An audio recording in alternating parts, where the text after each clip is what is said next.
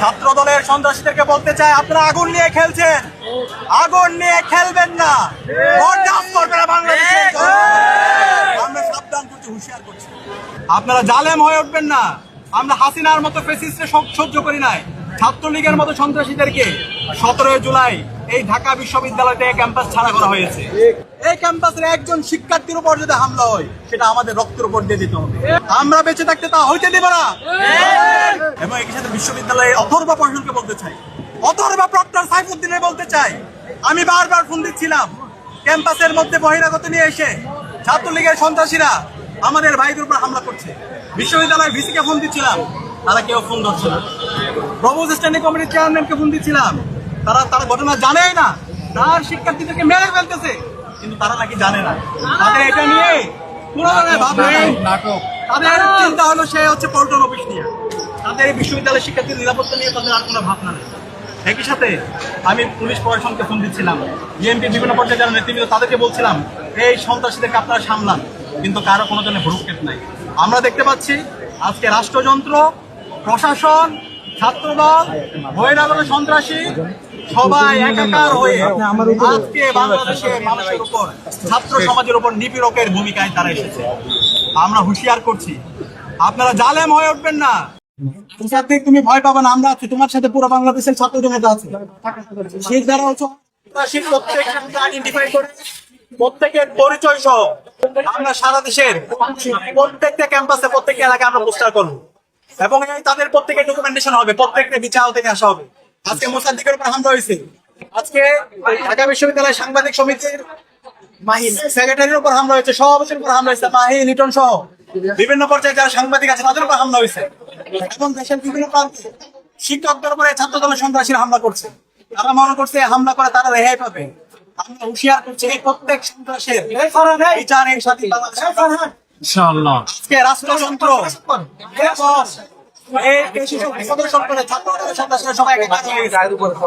সবার বিচার এই বাংলাদেশে হবে, এই বাংলার বাড়িতে হবে ইনশাআল্লাহ।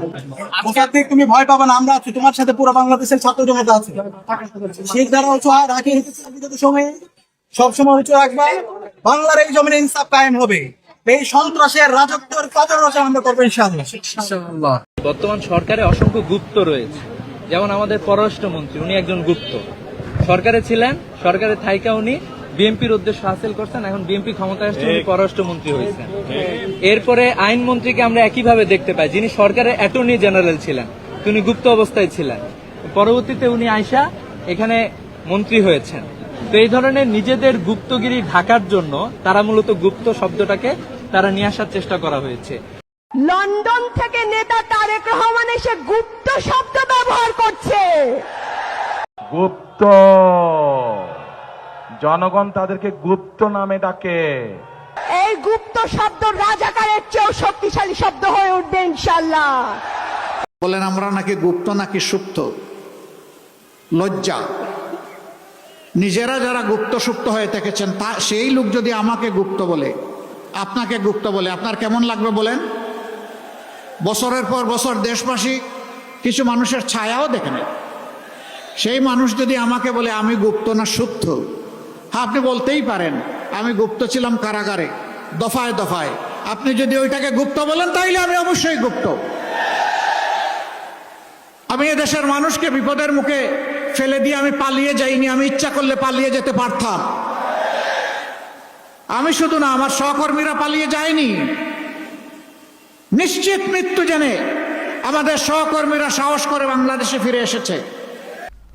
আসসালামু আলাইকুম রহমতুল্লাহ। সুপ্রিয় দর্শক, আপনারা ছাত্র দলকে যতটা বুদ্ধিমান মনে করেছেন, তারা আসলে অতটা বুদ্ধিমান নয়, তারা বোকার দল।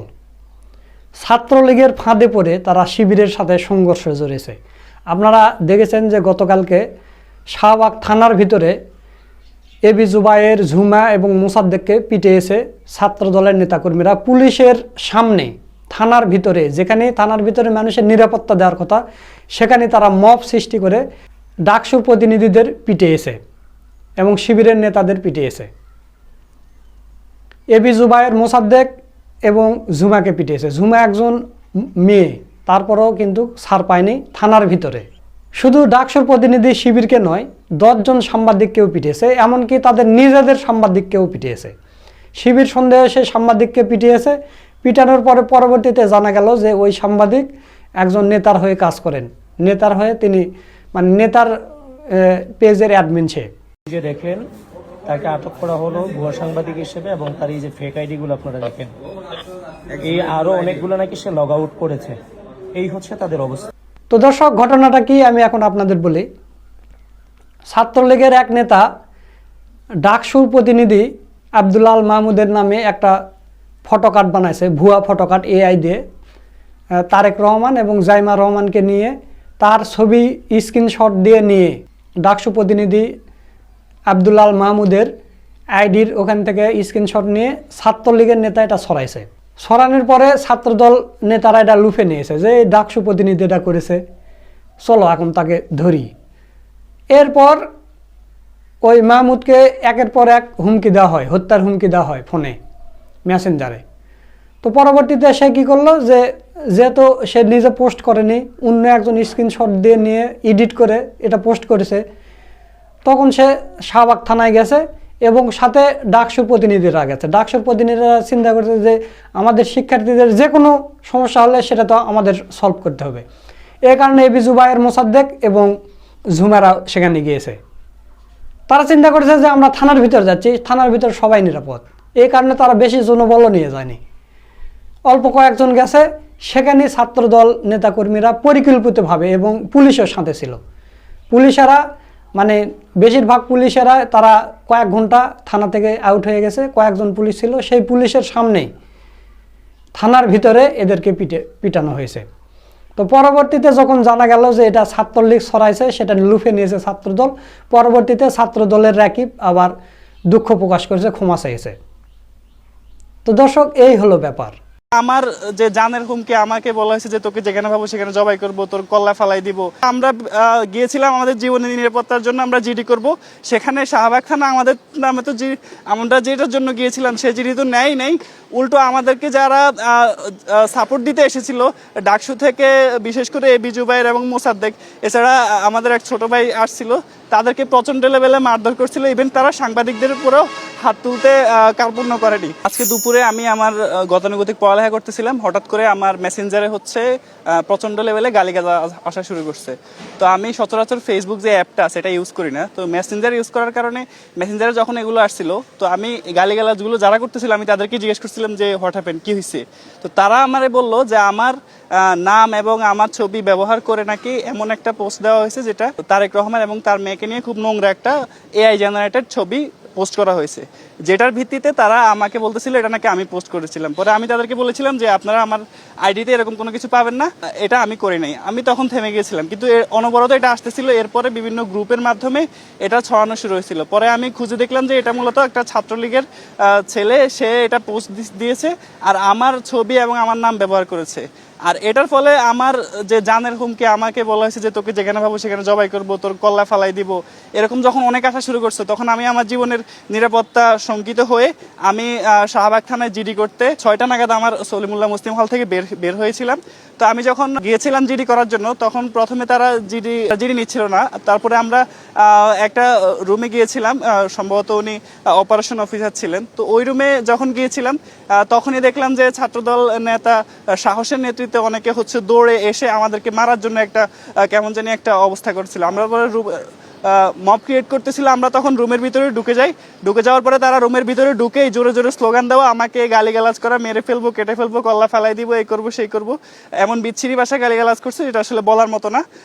এটা আপনারা অনেকে দেখেছেন। তার পরবর্তীতে আমরা সেখানে অবরুদ্ধ হয়ে যাই। কিন্তু একটা খুবই বাজে ব্যাপার হচ্ছে, আমরা গিয়েছিলাম আমাদের জীবনের নিরাপত্তার জন্য, আমরা জিডি করব। সেখানে শাহবাগ থানা আমাদের নামে তো আমরা যেটার জন্য গিয়েছিলাম সে জিডি তো নেই, উল্টো আমাদেরকে যারা সাপোর্ট দিতে এসেছিল ডাকসু থেকে, বিশেষ করে এবি জুবায়ের এবং মোসাদ্দেক, এছাড়া আমাদের এক ছোট ভাই আসছিল, তাদেরকে প্রচন্ড লেভেলে মারধর করছিল। ইভেন তারা সাংবাদিকদের উপরেও হাত তুলতে কার্পণ্য করেনি। যেটা খুবই ডাকসু এবং ঢাকা বিশ্ববিদ্যালয়ের জন্য খুবই একটি খারাপ বিষয়, ন্যাক্কারজনক ঘটনা বলে আমি মনে করি। আর আমি গিয়েছিলাম সেখানে আমার জীবনের নিরাপত্তা দেওয়ার জন্য, জিডি করার জন্য। তারা আমাকে সেখান থেকে ধানমন্ডি থানায় এখানে পাঠাই দেয়। আর যখন তারা গাড়িতে করে পাঠাইতেছিল তখনও বিএনপির লোকজন বলতেছিল, তোর সাহস থাকলে দেশ ছাড়িস না, তুই দেশে থাকলে তোর দেখে নিব।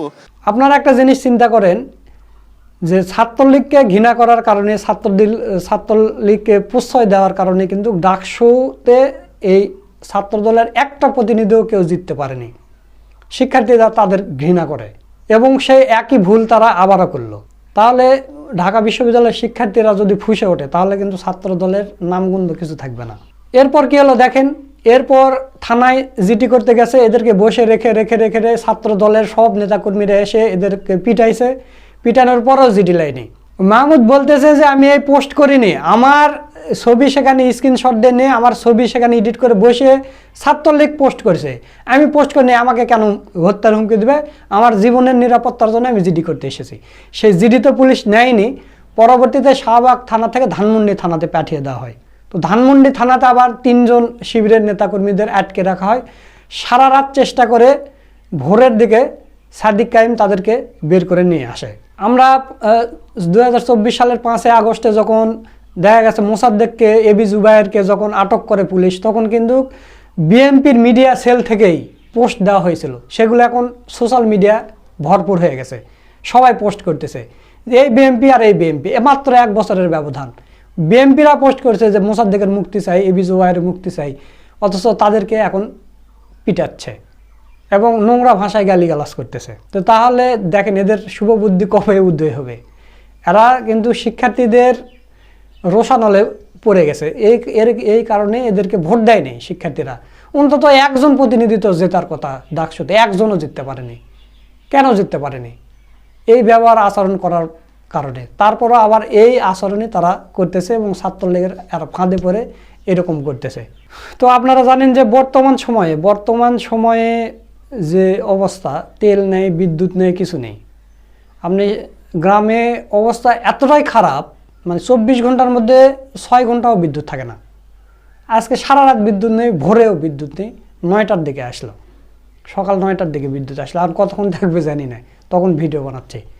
এরকম অবস্থা দেশের, এইরকম পরিস্থিতি। কৃষকদের ধান মরে যাচ্ছে, পাকা ধান, মানে ধান বের হয়ে গেছে, সেই ধানটা পাকবে। এই সময় যদি পানি না দিতে পারে সেই ধানের ফলন হবে না, দানা হবে না। তেল ব্যাগরে সেই ধানগুলো করতে পারতেছে না, কৃষকেরা কেন্দ্রে বাঁচতেছে না। তো এখন এইগুলো অপকর্ম ঢাকার জন্য কোনো একটা ইস্যুর দরকার। সেই ইস্যুটা কি? গুপ্ত ইস্যু ছেড়ে দেওয়া হয়েছে। আর ছাত্রদল এগুলো নিয়ে প্রোপাগান্ডা চালাচ্ছে, আর মূল ইস্যু থেকে জনগণদেরকে ডাইভার্ট করা হচ্ছে। তো জানি না, ছাত্রদলের নেতাকর্মীরা রাজনীতি লিখতে পারে না, গুপ্ত লিখতে পারে না, এদের মানে ভার্সিটিতে পড়ে। ঢাকা বিশ্ববিদ্যালয়ে আর এক চান্স পায় কীভাবে, রাজনীতি বানান কিভাবে হয় সেটাও এরা লিখতে পারে না।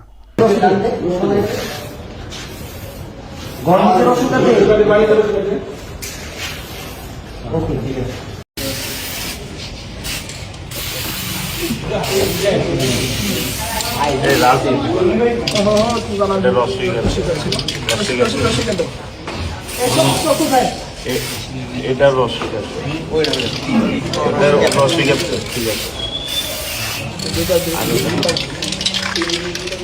চলবে না, কি হবে এমনি সিলেক্ট চলবে না। তো দর্শক, আশা করছি আপনারা বুঝতে পেরেছেন যে কি কারণে এই হামলাটা হয়েছে। আর এবি জুবায়ের কিন্তু সেই জিনিসই, সে কিন্তু ভিডিও দেখে কে তার উপরে হামলা করেছে সেটা কিন্তু মার্ক করে রেখে দিয়েছে। সময় হলে সেটার প্রতিশোধ অবশ্যই এবি জুবায়ের নেবে, কারণ তারা ডাকসুর প্রতিনিধি, তারা নির্বাচিত প্রতিনিধি। তাদেরকে সাধারণভাবে দেখলে হবে না, সাধারণ শিক্ষার্থী দেখলে হবে না। আর বিশ্ববিদ্যালয়ের প্রশাসন যারা আওয়ামী লীগের ছিল তারা এখন তো আবার হয়ে গেছে, ভালো প্রশাসন যারা ছিল তাদেরকে হটিয়ে দেওয়া হয়েছে, এরাও নীরব ভূমিকা পালন করেছে। তো দর্শক, আশা করছি আপনারা পুরো বিষয়টা বুঝতে পেরেছেন। তো সব মিলে আজকের এই ভিডিওটা আপনাদের কাছে কেমন লেগেছে, যদি ভালো লাগে ভিডিওটা শেয়ার করবেন। সকলকে ধন্যবাদ। আসসালামু আলাইকুম ওয়া রাহমাতুল্লাহ।